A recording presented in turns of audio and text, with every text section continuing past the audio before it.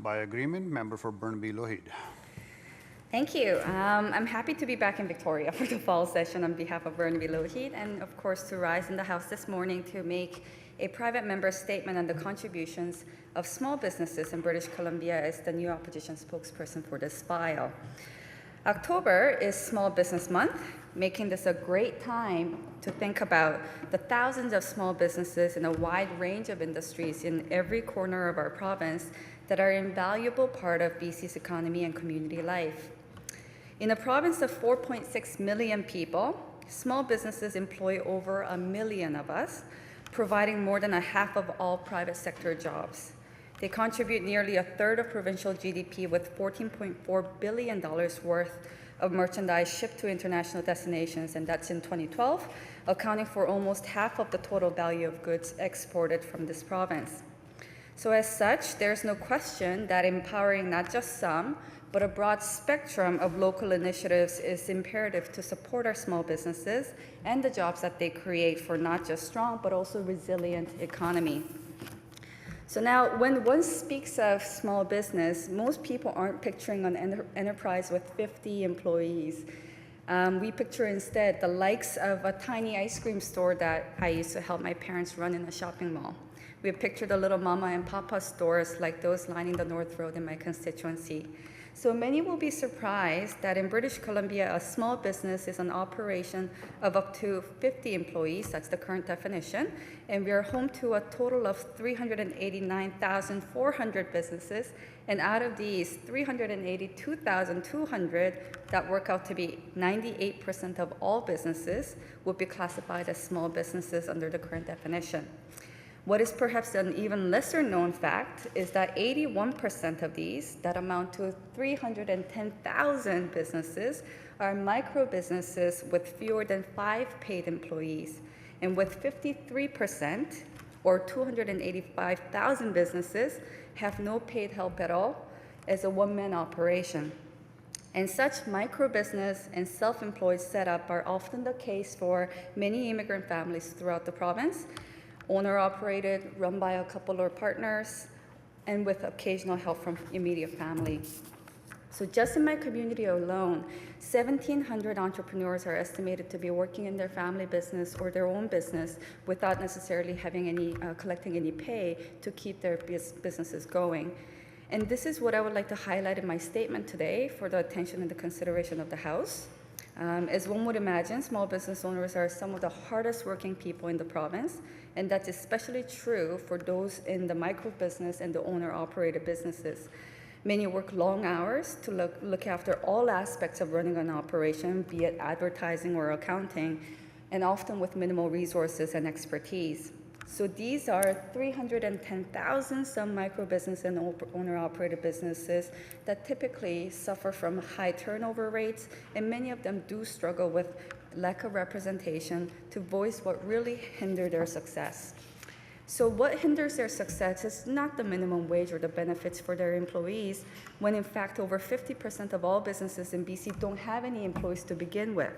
So what hurts them is the rocketing costs of operations, be it hydro, the shipping, rent, triple net, the bank charges, to dealing with what's often complicated and quite lengthy administrative and regulatory red tapes, like we saw during the PST to HST, back to PST transition, as well as the private bureaucracy of Multi-Material BC, or even food safety inspection that remains inadequately, surprisingly, acquainted with the various food fermentation and preparation processes in ethnic cuisine in a province that's as diverse as ours. So be it the Commercial Tenancy Act that's often articulated in complex languages with mainly the landlord's interests, or the fine print of a long franchise contract in favor of the franchisor, these entrepreneurs, especially the older immigrants and those with a language barrier, are not only disadvantaged in understanding the laws and their rights for effective negotiations and also fair protection, but they're also least likely to be able to claim, let alone be aware of what resources may be available in BC, like the Small Business BC. They seldom have the luxury of time and funds to participate in public consultation. They usually can't afford to hire specialists or lobbyists. They struggle to find support and get training, and it's often a luxury for them to take out memberships at various advocacy bodies. So many of these entrepreneurs make less than minimum wage by the hour. The so-called underinsured working poor, with just enough income to be disqualified for exemptions or subsidies, are crippled by the increasing user fees, be it medical services premium that doubled in the last decade. All the while, they face the same challenges in the affordability, be it housing, daycare, tuition, transportation, like the rest of us who are employed, but we have jobs that come with benefits that often our entrepreneurs are without. Studies suggest that during uncertain economic times, people turn to self-employment. This is particularly true for immigrants whose foreign credentials are unrecognized and often stigmatized by their language or cultural barrier for employment. In 2012, the number of self-employed without paid help was apparently twice that of the self-employed with paid help, and this gap seems to be growing over the past decade. So it is noteworthy that this is not related to the entrepreneurs necessarily themselves, but rather it can be a reflection of the society's overall skills development for market readiness and a number of available jobs. Other jurisdictions have taken on creative approaches to not only identify, but also to customize support for many types of entrepreneurs under the small business umbrella. And in the US, languages like the minority-owned business, woman-owned business, disadvantaged businesses exist in council or legislative body, but not in Canada currently. It is also important to note that access to education and skills training are not only vital for job seekers of our province, but also necessary tools to properly equip our entrepreneurs. And the recent provincial cuts to both the English language learning program and the adult basic education are just one of the several ways that this government may be disserving those who need most help from our small business community. So now, all these are not what I Googled online, and I welcome the new minister for the file, and I look forward to working with her as we go forward. Thank you. Thank you, Mr. Speaker. It's the first hour back for the fall session, and I guess the gloves will have to come up earlier than I thought. I would like to thank the member opposite for her comments. It is important that we celebrate the successes and the achievements of the small business sector in our province. And I would challenge the member to have a consideration for the current ways of today's policies that we can better improve for support of our small businesses. There's only so much we can talk about the 90s. So, further to my remarks earlier, I would like to elaborate more on the ways that we can be more sensitive to the unique needs of the various types of small businesses under the small business umbrella, and how we can also be more specific in our support.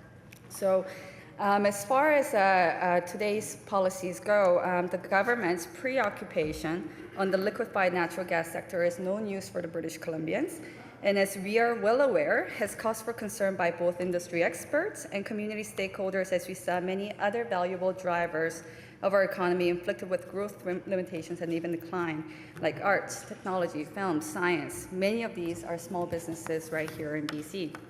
So be it the Kinder Morgan Trans Mountain pipeline project or the proposed LNG facility, the government-subsidized corporate operations are imposed on our communities without sufficient conditions to support the local small businesses for materials and services.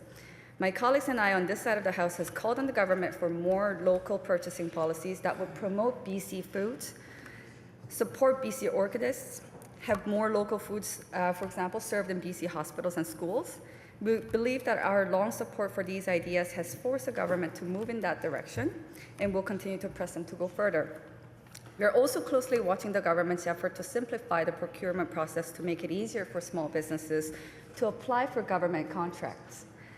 In general, the Liberal practice has been to negotiate large and complex contracts with large out-of-province companies, a practice we've argued has not wasted not just billions of dollars of taxpayers' money, but has also cut out and minimized participation of many local businesses, especially construction contractors. So, I'll take this opportunity to continue urging the government for fair and competitive procurement practices that respect the taxpayer dollars and include all BC opportunities. It is also time for the government to finally step up and, like the 5 other Canadian provinces already have, and introduce a legislation that will better protect the franchisees in British Columbia. My colleagues and I supported Bill M219, introduced this spring by the member from Victoria Beacon Hill, for regulation of the sales, improved disclosure practices, and more legal rights for the franchisees.